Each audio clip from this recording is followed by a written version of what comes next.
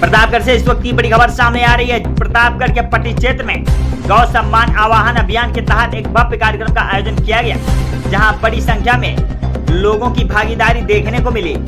इस अभियान का नेतृत्व विभाग गौ सेवा प्रमुख विनय तिवारी के मार्गदर्शन में किया गया, जिसके तहत कार्यकर्ताओं ने उप जिलाधिकारी यानी एसडीएम को अपनी मांगों को लेकर ज्ञापन सौंपा।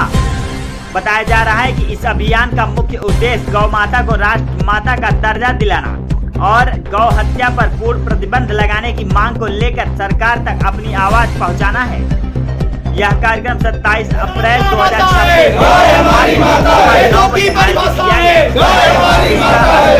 रायपुर रोड स्थित विवाह मंडप पट्टी। कार्यक्रम में विश्व परिषद के पदाधिकारी मौजूद रहे, जिनमें जिला संगठन मंत्री विवेक, जिला अध्यक्ष नागेंद्र मिश्रा, सह जिला अध्यक्ष अम्बिकेश तिवारी, परनवाल, ज्ञानेश उपाध्याय, वसंत तिवारी, विकास सिंह, विनय सिंह और नगर अध्यक्ष अशोक जायसवाल सहित कई कार्यकर्ता शामिल रहे। कार्यक्रम के दौरान वक्ताओं ने जिम्मेदारी बताते हुए जागरूकता बढ़ाने का जोर दिया। अब देखना क्या होगा इस अभियान के मांगों पर सरकार की रिपोर्ट की मूल है, इसलिए गौ माता को बचाना बहुत आवश्यक है। पूज्य शंकराचार्य जी ने एक संकल्प लिया था, गौ माता को राष्ट्र माता घोषित किया जाए, वो आगे चल रहा है और हमको पूर्ण विश्वास है कि सरकारें हमारी बात मानेंगी और आज ज्ञापन के माध्यम से गौ माता को अतिशीघ्र राष्ट्र माता का दर्जा मिलेगा, गौ हत्या पूर्णतः प्रतिबंधित होगी और गौ माता सम्मान के साथ, प्रतिष्ठा के साथ राष्ट्र माता के रूप में प्रतिष्ठित होगी। बोलिए गौ माता की जय। हमारे आराध्य हमारे पूज्य हैं, 33 करोड़ देवी देवताओं का उनमें वास होता है और कुछ जिहादी मानसिकता के लोग, कुछ कसाई मानसिकता के लोग अपने चंद स्वाद के लिए उनका गला काट देते हैं। आए दिन ऐसी घटनाएं हमें एक नहीं, हजारों नहीं, लाखों की संख्या में आपको देखने को मिलती हैं, लेकिन इसके खिलाफ कोई भी ठोस कार्रवाई नहीं हो रहा है। अभी कुछ दिन पहले मां बेला देवी धाम के प्रांगण से महज 150 मीटर की दूरी पर हमारी गौ माता को काटा गया था। एसपी साहब से वार्ता हुई, एसओ साहब से वार्ता हुई, लेकिन उसमें अभी कुछ भी ठोस कार्रवाई नहीं हुई।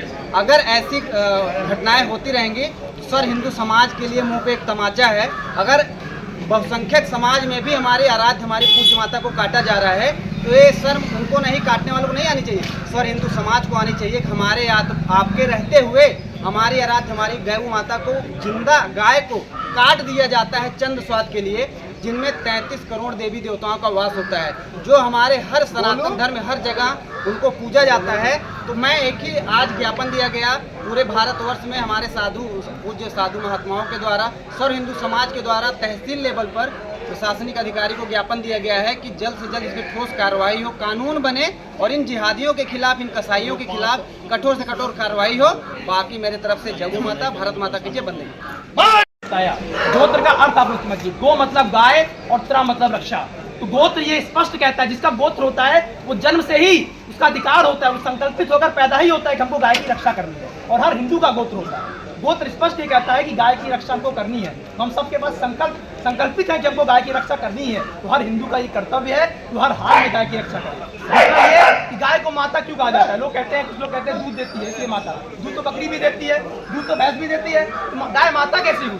कुछ लोग कहते हैं कि अगर मान लीजिए जन्म तो गाय देती नहीं हम लोग को, तो गाय माता है कैसे? गाय हमारे धर्म के नाते से माता है। धर्म कैसा? जो वृषभ ध्वज है, जो वृषभ के आकार में जो ध्वज जो शंकर भगवान लेकर के चलते थे, उसको धर्म का प्रतीक माना गया है, क्योंकि वो गौ माता उस वृषभ की माता है। इसलिए उस धर्म के नाते से, उस धर्म के रिश्ते से वो हम सब की, सभी सनातनियों की माता, जिन्होंने भी सनातन धर्म को अंगीकार किया है, जिन्होंने सनातन धर्म को जो मानते हैं, उस धर्म के नाते से वो गाय उनकी माता। इसीलिए पूज्य गोपाल मणि जी महाराज ने ये नारा दिया कि सत्य धर्म का नाता है, गाय हमारी माता है। वेदों की परिभाषा है गाय हमारी माता है। तो ये सत्य धर्म के नाते से, अगर हम लोगों ने सनातन धर्म को माना है तो उस वजह से गाय हमारी माता है।